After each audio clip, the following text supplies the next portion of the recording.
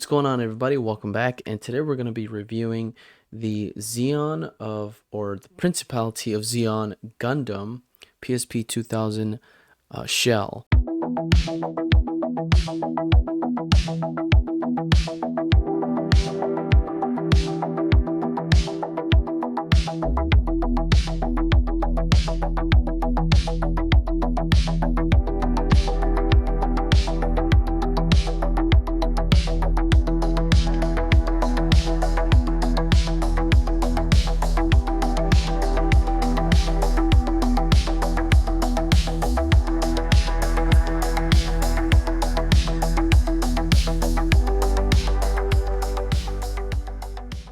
Now this shell is pretty awesome. For the most part, I really like how it turned out, and I'll be giving you guys a breakdown and a review of what my thoughts are, my opinions are for this shell, and helping you out in purchasing something like this. So if you haven't seen my videos on my latest pickups of the PSP bundles and also my PSP parts, check them out in the description down below.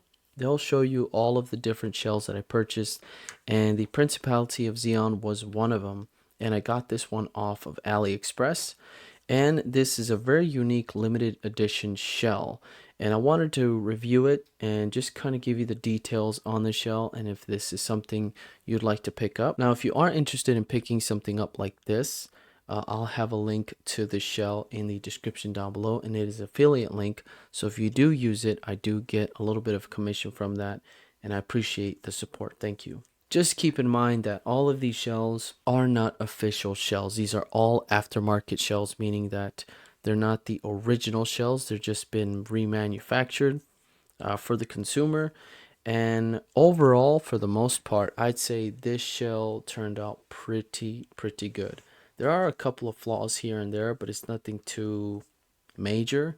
And when I do have this PSP for sale on my website, I will be showing you guys the flaws, and I'll be talking about it here in this video. Now, if you are interested in getting your PSP shell swapped, I do provide that service if you're having a hard time doing it yourself, or if you need a repair like this PS Vita just got done today, where we did the full complete change of the front OLED screen. The old one had like burnt marks on the OLED screen, so we went ahead and did the whole change. And not only that, we did a complete deep clean on this guy, and you will not believe what I found under the analog. It was pretty insane. And now taking all of that gunk out, you can now freely move the analog. It was a little bit rough at first, but I cleaned it all out. And if you do need multiple repairs like swaps, analogs, screens, motherboard swaps, anything like that, I do provide discounts on multiple repairs, and all you have to do is just email me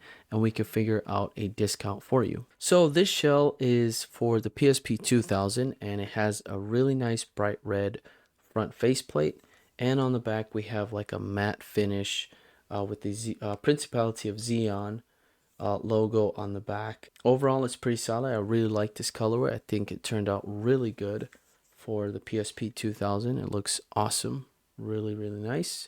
So this is a limited edition shell. If you wanted to buy the actual PSP 2000 with this limited edition shell bundle, it goes over $300. It's pretty crazy.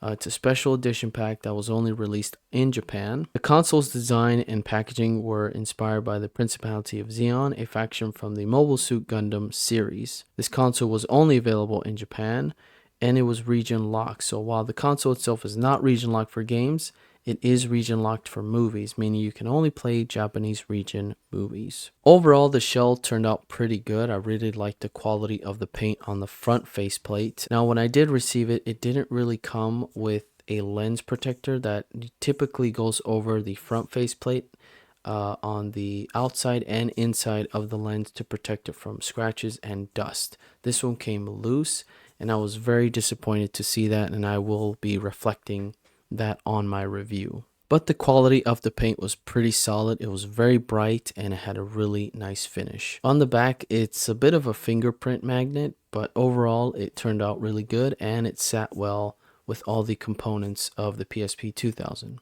And I took my time on this. It took me about 2 to 3 hours to build this PSP. I was taking my sweet time on it and making sure that I was recording everything.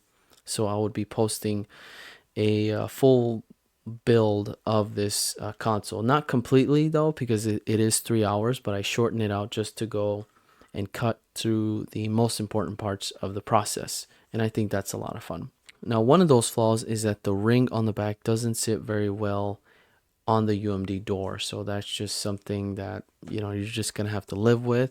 Now, as far as like the UMD door, there weren't no significant gaps. I mean, you can't see one like right there. It's pretty minuscule compared to some other ones that I've seen in the past. But overall, the door opens and closes no problem. Now, the one thing that I just noticed is that the LCD, it looks like it's getting bumped from the back here. So I really don't like that on the screen. So I'll have to open it up and see what's going on and maybe move a couple things around, or maybe I got a screw loose or something, but I'm pretty sure I did everything to the T when it comes to building the PSP 2000. And this is one of the more easier models compared to like the 1000. That one is very, very tricky. Also, I did notice some squeaking on the D-pad. I'm not sure if it's because of the plastic cover that's on the back of it for the buttons, or if it's rubbing against the plastic or something like that. So I'll have to go in there, maybe put a little bit of grease for it to not squeak like that, and just give it some, I don't know, some assistance there, because if it is kind of annoying. You can hear it right here. But yeah, so far so good. It's pretty flush all around of the console. There's not really any gaps on it that I can see. That's pretty crazy.